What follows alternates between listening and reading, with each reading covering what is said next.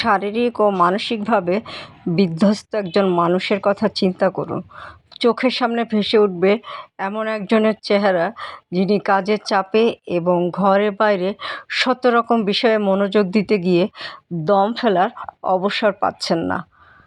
অন্য সব চাহিদা পূরণ করতে গিয়ে নিজেই শূন্যতা অনুভব করছেন এবং হয়ে পড়ছেন ক্লান্ত অবসন্ন।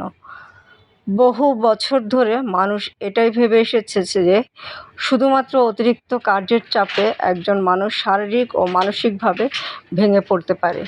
কিন্তু সম্প্রতি গবেষণায় দেখা গেছে এটি ছাড়াও আরও নানাবিধ কারণ থাকতে পারে একজন ব্যক্তির ভেঙে পড়ার পিছনে।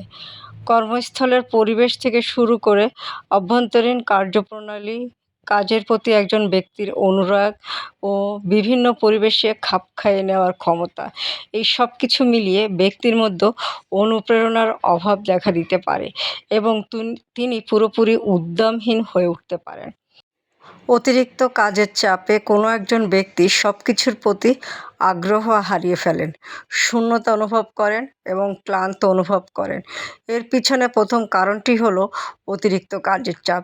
যখন আপনি পেশাদার ও ব্যক্তিগত জীবনে অনেক কিছু অর্জনের চেষ্টা করবেন এবং নিজের শারীরিক মানসিক অবস্থার দিকে গুরুত্ব না দিয়ে টানা কাজ করে যাবেন, তখন এক পর্যায়ে আপনার শরীর মন আর কাজে সাড়া দিবে না। সে পর্যায়ে গিয়ে সব কিছুই অর্থহীন মনে হবে। কর্মস্থলে যেসব কর্মী কাজের প্রতি অনেক বেশি অনুরক্ত এবং অবিশ্বাস্য গতিতে কাজ করে যান, তারা এই পরিস্থিতির শিকার হন সবচেয়ে বেশি।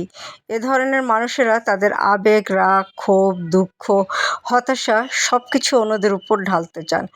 এই যেমন তিনি কতটা চাপে আছেন তা নিয়ে ক্রমাগত অভিযোগ করে যাওয়া।